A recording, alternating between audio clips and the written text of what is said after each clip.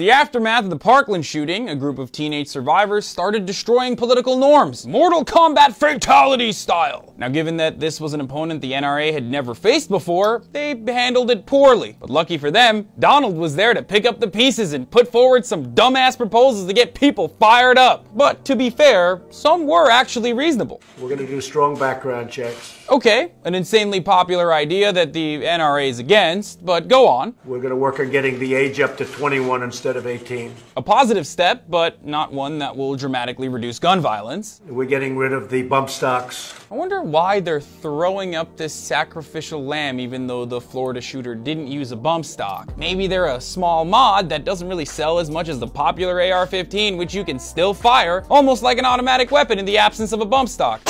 But with all these proposals, could it be that America is finally going to decrease its number of guns? A teacher would have a concealed gun on them, and you would no longer have a gun-free zone. Oh no, I spoke too soon. Now, yesterday in Florida, a state famous for its wild headlines and even wilder constituents, the majority Republican House Appropriations Committee expediently approved a $67 million school marshal program that will give 10 teachers per school 132 hours of training to carry guns and give armed teachers $500 bonuses. But I wonder what the teachers have to say about this program. I believe the overwhelming majority of teachers do not want to be armed. If there was only a way that we could figure out how the teachers feel about being armed. I don't need a gun. Give me the money instead. Quiet! I'm trying to think over here. Oh well, I guess there's no other solution but to arm teachers with Glocks.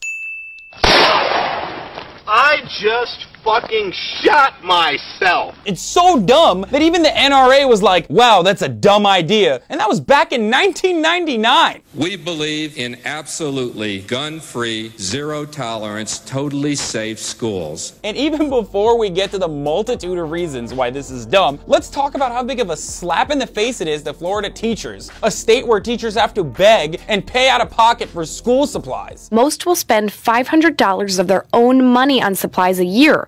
I like how the Florida House Appropriations Committee was like, well, if you have a gun, the state will reimburse your $500 worth of highlighters and notebooks, Susan. There's no other way. But what else do you expect from the state where teachers' pensions are directly tied to gun manufacturers? It dug into what the state pension plan for Florida teachers actually held, and it turns out they hold a lot of gun stocks. Just a perfectly normal economy where teachers are heavily invested in the manufacturers responsible for the guns that killed 3 of their colleagues and 14 of their students. Just normal, routine capitalist stuff. But let's get to why this is a stupid idea. Well, 1, more guns means more accidental gun deaths. Duh.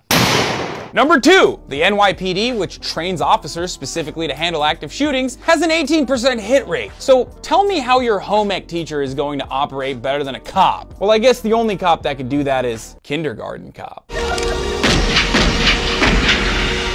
Unlike the NYPD, Arnold shoots, and he doesn't miss, even if the target is holding up a ferret.